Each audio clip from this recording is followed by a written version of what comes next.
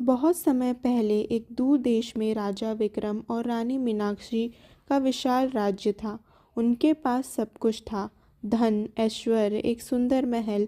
उनके परिवार में एक राजकुमार अर्जुन और राजकुमारी राधा भी थे, जो अपने साहस, बुद्धिमत्ता के लिए प्रसिद्ध थे। परंतु इस खुशहाल परिवार के पीछे एक अंधेरा रहस्य छुपा था, जो केवल राजा और रानी को ही पता था। यह राज तब शुरू हुआ था जब महल के नीचे एक खुफिया सुरंग में से एक अदृश्य खजाना मिला था। यह खजाना रत्नों और सोने से भरा था, परंतु इसके साथ एक शाप भी जुड़ा हुआ था।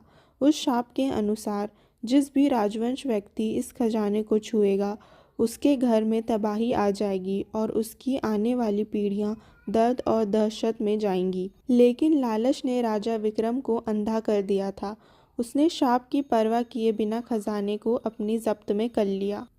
समय बीतता गया और धीरे धीरे अजीब घटनाएं होने लगी।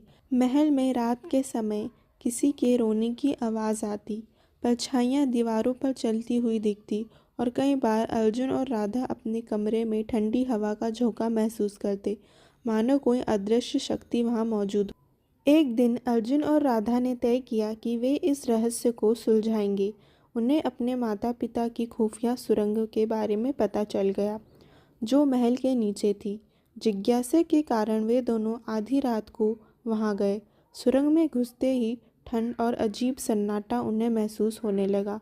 वहां दीवारों पर खून के निशान और डरावनी चित्रकारियां बनी थी, जो शायद उस शाप के संकेत थे। आगे बढ़ते हुए उन्हें अचानक एक पुरानी तस्वीर मिली, जिसमें उनके पिता किसी अजनबी के साथ खड़े थे। तस्वीर पर धूल जम चुकी थी, लेकिन अर्जुन और राधा ने ध्यान से देखा कि उस तस्वीर में खड़ा दूसरा व्यक्ति उनके दादा के समान लग रहा था। तभी सुरंग में एक धीमी आवाज़ गूंजने लगी, मेरे खून का बदला लिया जाएगा। भयभीत होकर दोनों बाहर भागे और अगले दिन उन्होंने रानी मीनाक्षी से उस तस्वीर के बारे में पूछा। रानी ने हिचकिचाते हुए बताया कि वह अजनबी वास्तव में राजा का भाई था, जिसे खजाने की खोज के दौरान मार दिया गया था।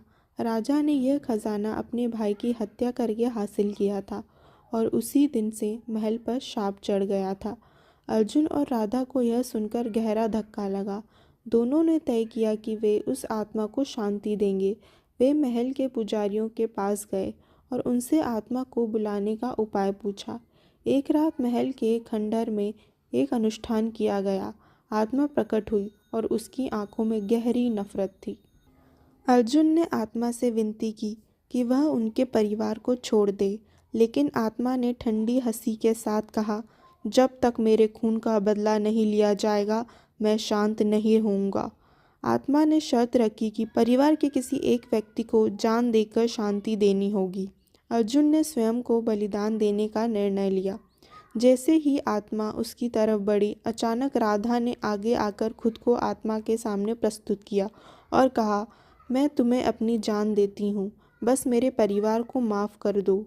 आत्मा ने कुछ देर चुप्पी साधी और फिर कहा, तुम्हारे बलिदान में सच्चाई और निस्वार्थ प्रेम है। तुम्हारी आत्मा इस शाप को तोड़ सकती है। अचानक महल में एक तेज रोशनी छा गई और आत्मा गायब हो गई। महल में शांति लौट आई। लेकिन राधा को किसी ने फिर कभी नहीं देखा। उसकी याद में महल के एक कमरे में उसकी तस्वीर रख दी गई, लेकिन उस तस्वीर में समय समय पर लोगों को राधा की आंखों में अजीब सा अंधेरा दिखाई देने लगा, मानो वह अभी भी उस आत्मा के साथ कहीं छुपी हो।